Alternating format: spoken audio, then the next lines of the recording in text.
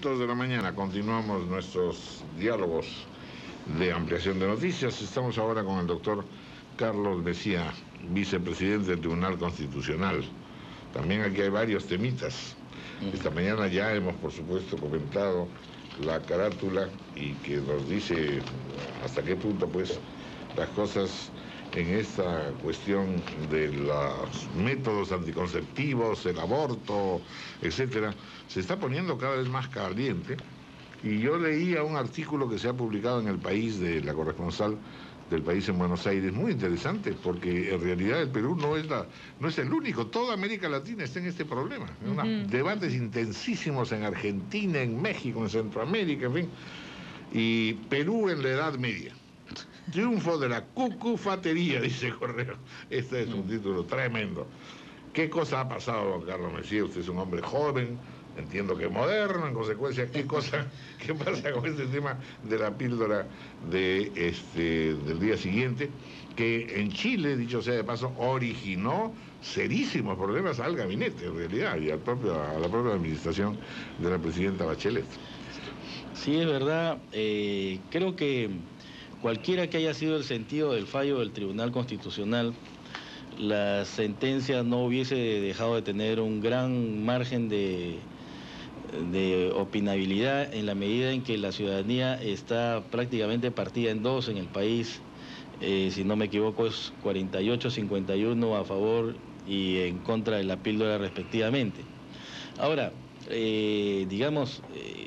al margen de las posiciones que uno pueda tener, reconozco que la píldora del día siguiente puede servir para, por ejemplo, combatir abortos eugenésicos o abortos que son el resultado de violaciones. El problema es que las razones de la política tienen que ser compatibles con la Constitución. Y ahí es donde el Tribunal Constitucional ha visto, pues, que frente a la perplejidad de la ciencia, que no puede aún entregar una verdad absoluta sobre la naturaleza o los efectos de la píldora, el tribunal, teniendo en cuenta que el concebido es un sujeto de derecho que tiene dignidad humana, no le ha podido darle a la píldora, por lo menos en el marco de la demanda, y tal como esta ha sido planteada, la posibilidad de declararla anticonceptiva, porque los jueces no somos médicos. Y frente a la duda, hemos preferido, estar por el más débil de la relación, que en este caso es el nasciturus, ¿no? ¿La Constitución qué dice exactamente? La Constitución dice que el concebido es sujeto de derechos. Y eso no lo podemos obviar los jueces. De acuerdo. Eso lo el tema está entonces científicamente en qué momento se es concebido. ¿A partir de qué momento se es concebido? Y ahí hay una polémica enorme, porque hay algunos, sobre todo los que defienden a la píldora del día siguiente, que señalan que el concebido empieza con la anidación. Y los penalistas, que básicamente son doctrinarios desde el punto de vista jurídico, que defienden la vida, que dicen que el concebido empieza con la fecundación. Y esta es una respuesta efectivamente que no está cerrada, es polémica, tiene connotaciones éticas, filosóficas, jurídicas. La Convención Americana de Derechos Humanos dice que la vida empieza con la concepción.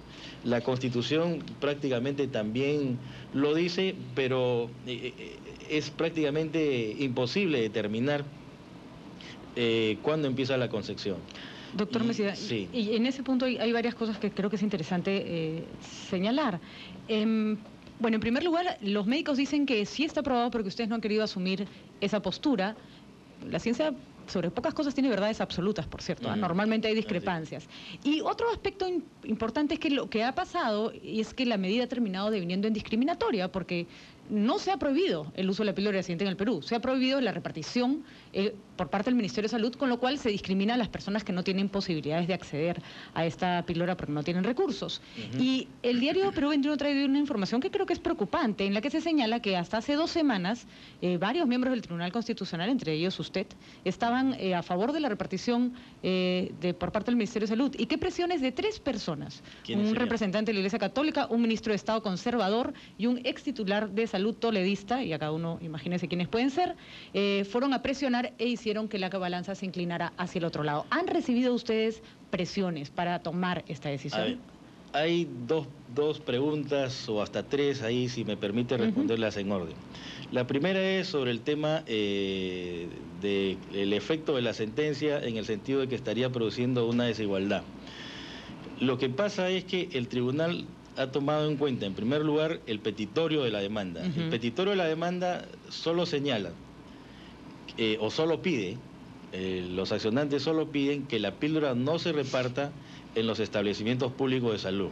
Entonces, ese es un principio procesal al cual, por lo menos en los procesos de amparo, el tribunal no puede escapar. Es decir, por ejemplo, si yo voy a un juez civil a decirle me deben 10, el juez civil no puede determinar que me deben 50 o 100, él tiene que limitarse a lo que yo le he pedido. Sobre ese punto, una pregunta cortita. Si es que el petitorio es discriminatorio, yo no puedo hacer, ¿es una razón para no considerarlo? Para decir esto no va a generar igualdad en la población, por lo tanto no accedo a él. Ahí viene el otro punto, claro, es lógica la pregunta, pero frente a la duda que suscitaba la píldora el día siguiente, si es que era abortiva o anticonceptiva, los derechos fundamentales y la obligación del Estado de proteger la vida en todas las etapas de su desarrollo, según nuestra Constitución, nosotros partimos de ahí, sí, ya no de una base procesal, sino de una base dogmático-doctrinaria, que en el sentido de que los derechos humanos no se reafirman también frente a los particulares, pero con una mayor fuerza frente al Estado, quien es el que tiene que tener en alguna medida respuestas frente al techo ideológico de la Constitución. Pero bajo ese argumento ustedes podrían prohibir que se aborten en hospitales de la salud pública, pero que los abortos que se realizan en clínicas privadas sean legales. Igual podrían determinar una cosa como esa. Exacto, ahí viene, eso también es importante aclarar. El tribunal no ha negado al Parlamento, no le ha cerrado la posibilidad de que el debate sobre el aborto eugenésico y el aborto criminológico, o sea, el aborto por violación, puedan ser constitucionales.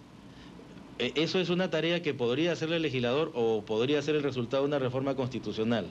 Lo que el tribunal ha dicho es simplemente que hay incertidumbre sobre la naturaleza abortiva o sobre el efecto anticonceptivo de la píldora, y ha preferido aplicar el principio jurídico in dubio pro homine, al margen de las posiciones ideológicas, políticas, de las creencias religiosas que cada uno de nosotros pueda tener. ¿No ha habido presiones entonces? Esa es la tercera pregunta. Presiones no han habido, por lo menos, ni de la Iglesia Católica, ni de ningún ministro del Estado, por lo menos de mi parte. Pero yo y todos los magistrados sí hemos recibido la visita del exministro de Salud, del señor Luis Solari Tudela, si no me equivoco. De él sí hemos recibido la visita. Él nos ha hecho una exposición a la mayoría de los magistrados, creo que incluso a los que votaron por la posición minoritaria, lo hemos escuchado, pero de ahí no tiene que desprenderse que ha existido una presión. ¿No lo hizo cambiar de opinión? En el caso del señor Solari, no me hizo cambiar de opinión. Lo que pasa es que en el caso mío, yo siempre había planteado la idea de que, y lo dije en el pleno anterior, de que el tribunal no podía tomar una posición apodíctica de decir la píldora es anticonceptiva, cuando los médicos aún siguen debatiendo si la píldora es abortiva o no. Entonces, ¿por qué un tribunal de justicia tenía que resolver un problema asumiendo una posición dentro de la ciencia donde todavía pueden haber escuelas, variantes, opiniones? Lo que creía yo es que el tribunal debía resolver con arreglo a derecho. O sea, creo que en la Constitución y en la interpretación de ella pueden haber respuestas sin necesidad de recurrir a la ciencia. Y en esa interpretación yo terminé con la conclusión de que tanto la mujer como el concebido tienen una posición preferente en la Constitución y que a partir de ahí pueden haber casos donde a la mujer no se le puede pedir llevar un hijo, pedirle una conducta más allá de la que signifique, por ejemplo, un trato cruel, acabar con el desarrollo de esa personalidad. Pero eso no lo podemos decir los jueces en un proceso de esta naturaleza, sino que hay que dejárselo al legislador para que él vea cuáles son los casos, la política que se tiene que establecer a fin de permitir que las mujeres, digamos, para permitir un debate sobre el aborto eugenésico criminológico. Pero mientras la píldora sigue siendo una perplejidad científica, me parece que los jueces no podemos arrogarnos la atribución de médicos o de embriólogos. Muy bien, doctor Carlos Mejía, vicepresidente del Tribunal Constitucional, gracias por haber estado con nosotros. Muchas gracias por la entrevista. Gracias. 9:21 de la mañana.